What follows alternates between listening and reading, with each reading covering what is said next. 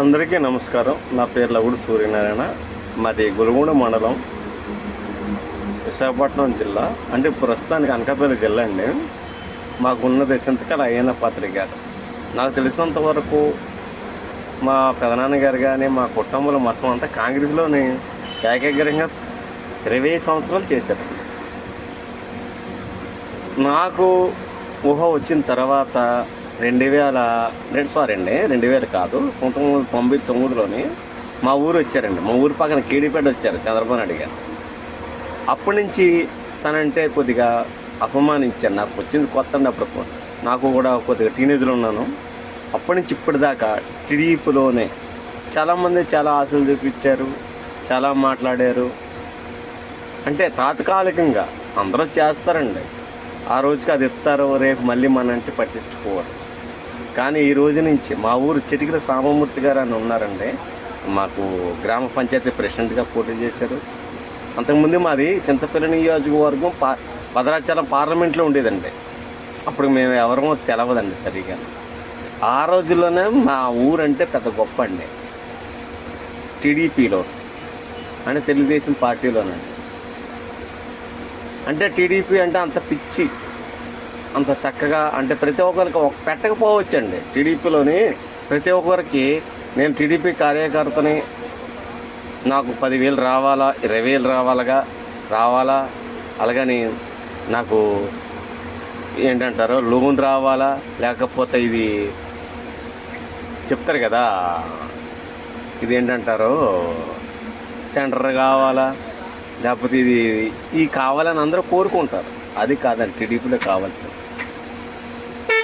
టీడీపీలో జరిగేది ఏంటో తెలుసండి మీకు? ఫస్ట్ కార్యకర్తకు అన్యాయం చేయరండి. అన్యాయం అంటే పెట్టకపోవచ్చండి, కానీ తినే అన్నాన్ని పాడుకొట్టరండి. మీకు అన్యాయం చేయరండి. ముందు మీకు మేలు చేయకపోవచ్చు. అంటే మనం 100 మంది కార్యకర్తలు ఉన్నాం, అందులోనే కనీసం అంతా చూసుకొని 30 మంది 40 మంది చేస్తారండి, లేదా 90 మంది చేస్తారండి. 10 మంది కార్యకర్తలు ఎవరో జరగలేని వరకు 10 మంది ఉండవచ్చు. ఈరోజు తెలంగాణలోని ఎలక్షన్ జరుగుతుంది. కేసీఆర్ గారు కూడా ఫస్ట్ అంతకుముందు కాంగ్రెస్లో ఉన్నారు. ఆయన గురించి మాట్లాడినంత నాకు వయసు లేదు. నేను ఉన్నది 1999లో వచ్చాను కాబట్టి. అంటే చరిత్ర చూస్తే అలా చరిత్ర అంటే ఒక అలా ఏమంటారు కదా, హిస్టరీ చూస్తే అంతా తెలుస్తుంది. ఎలాగెలాగ వచ్చారు, ఫస్ట్ అంతమంది కాంగ్రెస్లో ఉన్నారు, మంచివారే, ఓ తప్పలేదు. కానీ మొన్న చంద్రబాబు నాయుడు గారు అరెస్ట్ అయిన తర్వాత వాళ్ళ అబ్బాయి అన్నారు కదా, ఎవరు కేటీఆర్ గారు, ఆయన మాట్లాడే విధానం, అలాగని మన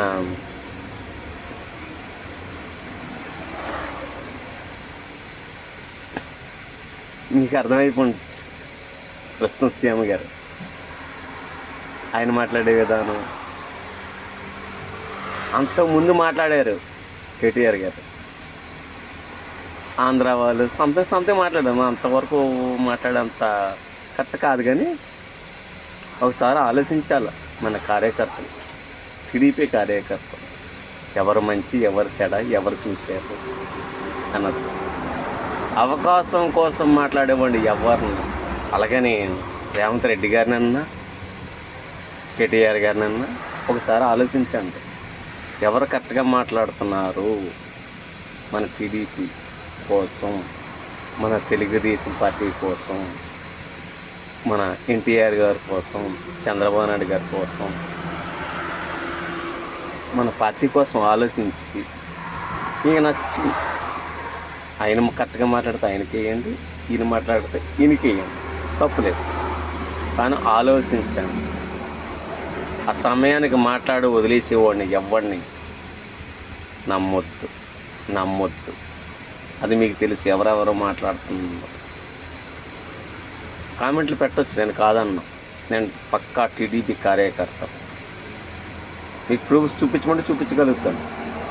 ఇవాళ 1999 అంటే ఇవాళ 2025, కనీసం 99+ వదిలేండి. ఇప్పటికి 25 సంవత్సరాల నుంచి కార్యకర్తలు ఉంది. నాకు రూపాయి మేలు జరిగింది లేదు, వద్దు నాకు, అలాగని అన్యాయం జరగలేదు, అది చాలా.